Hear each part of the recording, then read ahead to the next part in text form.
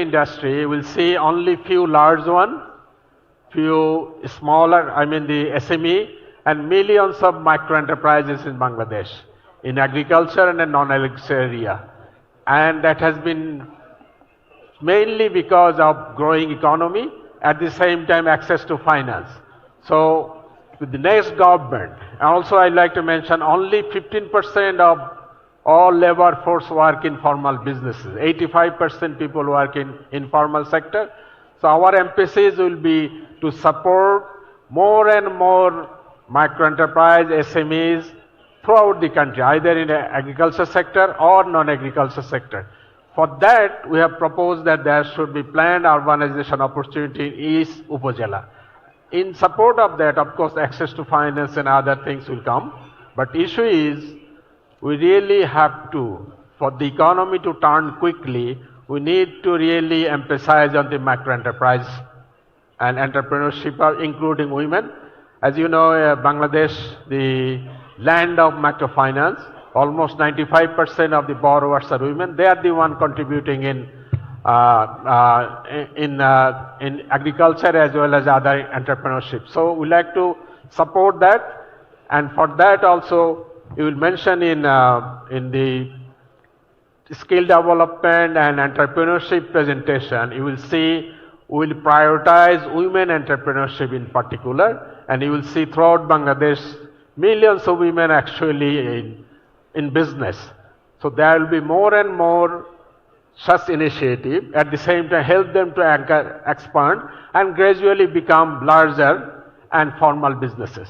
And we fully endorse that part. Especially for reduction of poverty, we must have much support for microenterprises and SMEs throughout the country, irrespective of whether it is agriculture, industry, or service sector. And we have detailed policy paper on that. And Dr. Ashikur Rahman will explain how we prioritize women in entrepreneurship, skill development as well as entrepreneurship. Thank you, sir. Thank you so much. We are... Hello. Assalamu alaikum. I am at the back of the room. Yeah. This is Professor Saifuddin Ahmed from Dhaka University. And I would like to thank the organizer to bring good governance and local government in their agenda of aspiring Bangladesh. So I would like to say something for your thought so that you can consider this in your aspiration.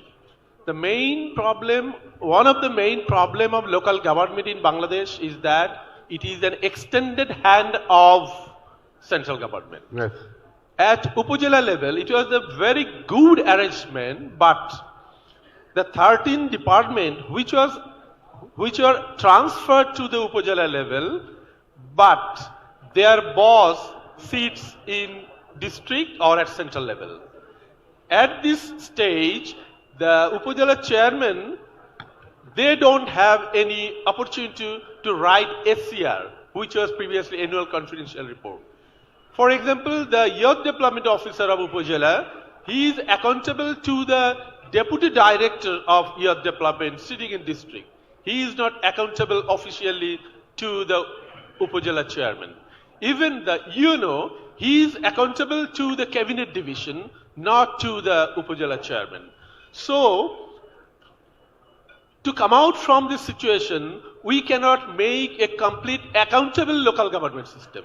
So that's why we call it an extended hand of central government. Another important local government entity is Paurushava, which is very much poor in terms of their fund. A small amount of ADB is given to Paurushava, but that is very inadequate. And in last 20 years, so many unions have been converted to Paurushavas without violating the law. So they become poor and poor. Thank you. So I would like to request the organizers to consider these issues while they will be in power to reform local government system. Thank you so much. We are aware of it. Thank you very much, Professor. We are aware of these issues, and we aspire to have a more strong local government in the future. But as I said, we need consensus within the political system that we should have a permanent local government structure. Thank you, sir. But we are very much aware of these issues. Thank you. I think we can accommodate a few more questions. Can we have the next question? Thank you very much for the brilliant presentation by H. Haidar.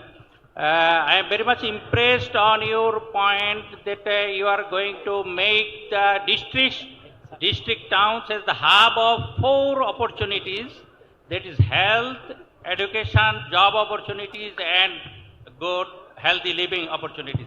My question is to our political leader who is present here as a panelist, Dr. Syed Abdullah Mahmood Taher, that are you confident that it is possible in a shortest possible time to make available all these facilities in district towns, and how it is possible with our limited expertise? We see there are educational institutes, hospitals in the districts, but they are not quality. And that's why people are coming to the capital city for education and for treatment. So how you are going to materialize these 4 points in district hospitals? Please encourage us. Thank you. Before Dr. Tahir answers, let me say that the structure we propose is not, it's a aspirational long-term development plan, gradual, of course, subject to availability of resources. At the same time, we have detailed plan on health sector as well as education, but it will of course need longer term, not 5 years, much longer term to develop urban centers in all over the country. Thank you. Dr. Tahir, please. Thank you very much. This is one of the vital issues in the health sector to address in our country. The Jamaat aims to develop a full-fledged, high-qualified expertise, good hospitals in the district level, so that people do not need to come to the capital city in Dhaka. And it is possible because now you know that the GDP in our budget in the health sector is only 4%. If Jamaat comes to power, we will allocate minimum 6 to 8% of the total budget in the health sector. If it is so, then it will be possible to establish good hospitals with good equipments and the expertise in the district level. And also we can ensure the minimum health services in the rural areas also. And this is one of the major agenda Jamaat will address if we are in power, inshallah. Thank you very much. Thank you very much. We'll increase the budget in the health sector. Assalamu alaikum. আমি major retired Mohammad Akhtaruzzaman. আমি অনেক ধন্যবাদ দিচ্ছি আপনাকে সুন্দর প্রেজেন্টেশনের জন্য। আমার 2টি প্রশ্ন। প্রথম, আমরা হলো অ্যান্টি কারাপশন নিয়ে আমরা অনেক কথা বলি, সবারই কথা অ্যান্টি কারাপশন, কিন্তু আমরা অ্যান্টি কারাপশনটা কিভাবে দূর করব সেটার ব্যাপারে আমরা রাজনৈতিক সিদ্ধান্ত নেই না, আমরা সেটা দুদকের উপরে ছেড়ে দেই। দুদক তার নিম্নস্থ সরকারি কর্মচারীদের চালায় যাদের সিনিয়ররাই করাপশনের প্রতি বেশি ইনভলভ, ফলে তারা করাপশনে কোনো রকম নিয়ন্ত্রণ আনতে পারে না। আমি জানতে চাইবো আজকের এই নতুন সরকার যদি আসে, আমাদের ক্ষমতায় আসে, আপনারা কি রাজনৈতিক একটি দুদক তৈরি করবেন কিনা যারা সরকারি কর্মচারীদের উপরে নিয়ন্ত্রণ রাখতে পারবে? কারণ এই যে সবাই রাজনীতিবিদকে টার্গেট করে, সকল এনজিও থেকে নিয়ে সবাইকে নিয়ে, যে তারা করাপ্ট করে, কিন্তু মেইন করাপশন গুলো কিন্তু হয় এক্সিকিউটিভ লেভেলে, যারা কাজগুলো দায়িত্ব পালন করে। সেটা করবেন কিনা এটা আমার বিনীত অনুরোধ। অ্যান্টি কারাপশন নিয়ে আমরা অনেক কথা বলছি, এটা চাই। দ্বিতীয়মূলক, আমরা স্থানীয় সরকার নিয়ে কথা বলি, কিন্তু স্থানীয় সরকারে একমাত্র উপজেলা চেয়ারম্যান এবং ইউনিয়ন পরিষদ চেয়ারম্যান ছাড়া বাকি সব লোক কিন্তু সেন্ট্রাল গভর্নমেন্টের লোক। এমনকি ইউনিয়ন পরিষদের যে সেক্রেটারি, সে পর্যন্ত চেয়ারম্যানের কথা শুনে না, সে শুনে সেন্ট্রাল গভর্নমেন্টের কথা। আর বাজেটটা দেয় সেন্ট্রাল গভর্নমেন্ট। অনেকে বলে এমপিরা কেন যাবে, টাকাটা তো এমপিরা অ্যালট করে। বাজেট থেকে যখন টাকা অ্যালট করে তখন সেই টাকাটার খোঁজ খবর নেওয়ার দায়িত্ব, নৈতিক দায়িত্ব সংসদ সদস্যের। সেখানে তাকে অবশ্যই দেখতে হবে তার উপজেলায় বা ইউনিয়ন পর্যায়ে যে টাকাটা বরাদ্দ করা হয়েছে সেটি সঠিক ব্যয় করছে কিনা। সেখানে এমপিদের একটা অন্যতম দায়িত্ব হতে হবে। আমার এমপি ভাই যিনি দাঁড়িয়েছেন ওনাকে অনুরোধ করব, it is your fundamental right and duty যে আপনি যে টাকাটা বরাদ্দ দিবেন বাজেট থেকে সেই টাকাটা সঠিকভাবে ব্যয় হচ্ছে কিনা এটাকে আপনাকে নিশ্চিত করতে হবে। কারণ টাকাটা আসবে ন্যাশনাল বাজেট থেকে, বাই রেভিনিউ, বাই ট্যাক্সেশন, কিন্তু স্থানীয় সরকার চলবে অ্যাজ ইউ আর্ন। স্থানীয় সরকার চলবে অ্যাজ ইউ আর্ন, যেটা আপনি আয় করবেন সেটা ব্যয় করবেন। সেখান থেকে সেন্ট্রাল গভর্নমেন্ট থেকে সাবসিডি পাওয়ার কথা না স্থানীয় সরকারগুলোকে। এই সিস্টেমটাকে আপনারা কার্যকরী করবেন কিনা এটাই আমার বিনীত প্রশ্ন। ধন্যবাদ। Thank you for your question. You raised two vital issues. One is empowering politicians to oversee whether the bureaucrats and local governments, they are running properly and not doing corruptions. And secondly, oversee in micro level, the MPs, the duties of the MPs, how to ensure corruption-free services and ensure that the allocation of budgets that are materialized and utilized for the people.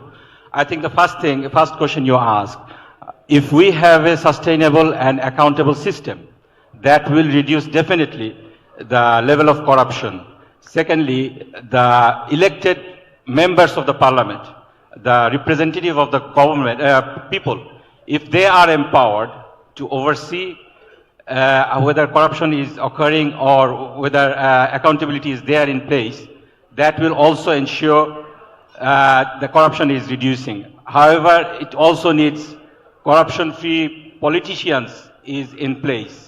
If we elect corrupt people or corrupt politicians as our leader, MPs, and then we expect from them that they will oversee and reduce the corruption, that will not happen.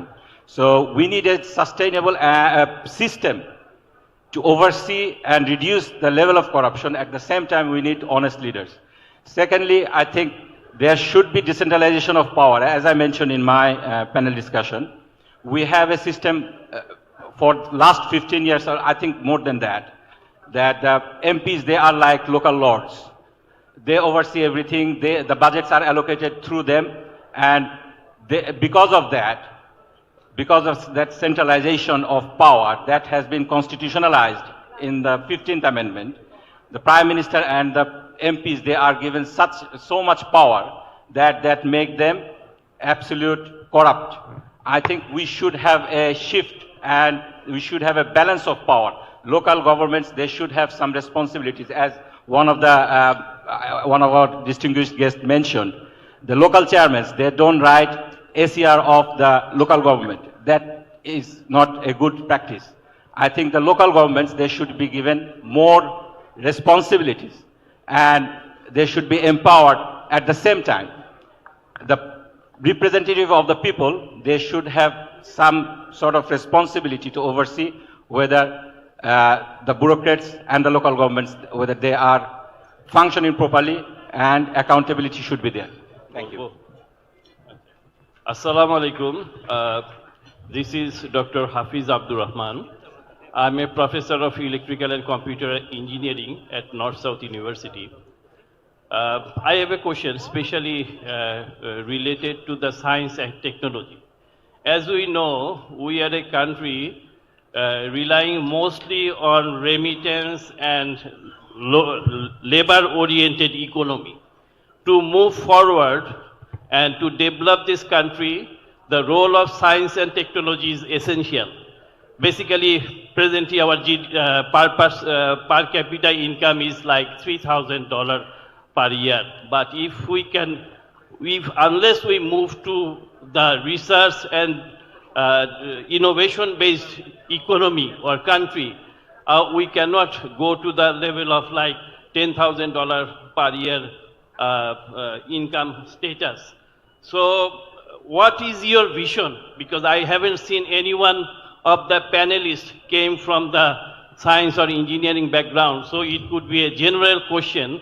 Yes, I saw the lady there, but she's talking about women empowerment, not related to science and technology. So as such, my question is, what is your vision? Because this is a time when world is evolving too fast in technology and science-driven economy and system.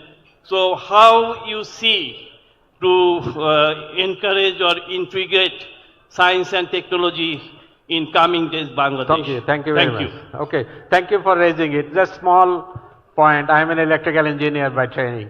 So anyway, issue is we have developed a policy paper on education and training separately. But I fully agree with you.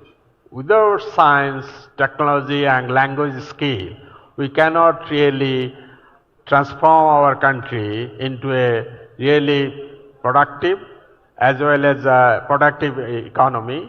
So you will see in our policy paper on education, you will see we are giving utmost importance even in the primary education, secondary education on STEM courses, science, technology, engineering, math subjects, plus English language.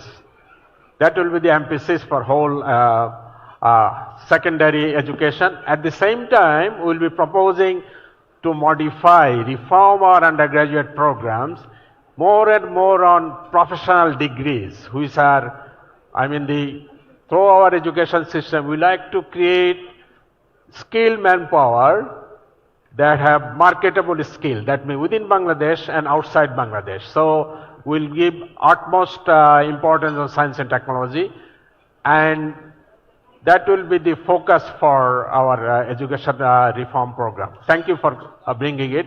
STEM is the way of life, plus language. Thank you. Thank you very much. I'm from here, Eastern Corner. Thank you so much. We will have to end the question and answer session. Okay.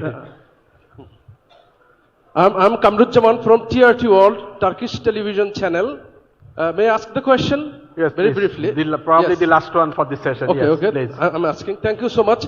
Actually, we saw an authoritarian regime of nearly 17 years, and that regime was dethroned. And at that time, Jamaat Islami was cornered hugely, and the main blame placed by the ousted government was that this is a radical political party.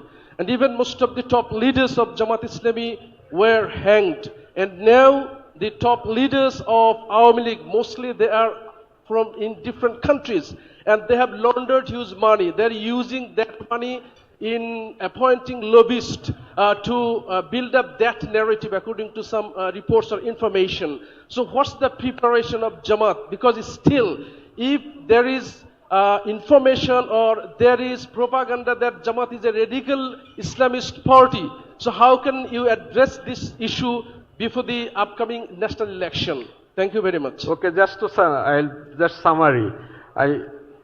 Mr. Amir of Jamaat Islami explained his vision for the country.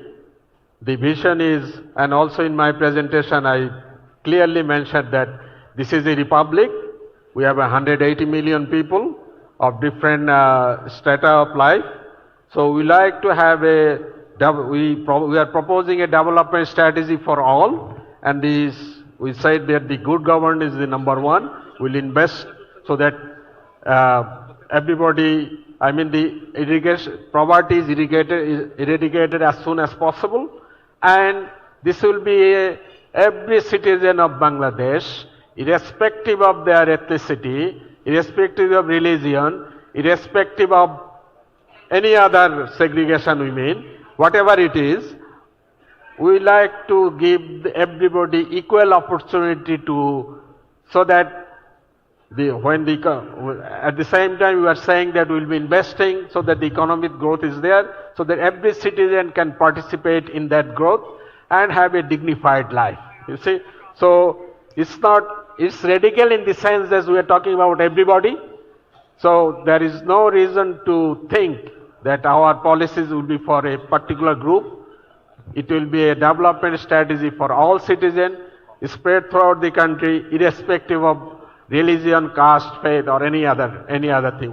And unity will be the cornerstone of development. We would like to have a unified country, agree on prosperity, democracy, and dignity. Thank you.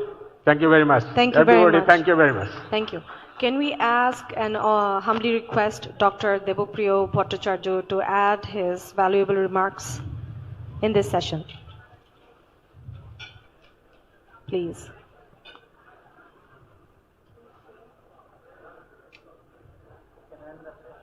তাই তো এখন তো তার দেবপ্রিয় নাকি বলতে বলছে না শেষ এখানে Can we have his remarks to this session? Thank you. So, okay, I think let's finish this session, okay? Okay, thank you very much. Are you? Oh.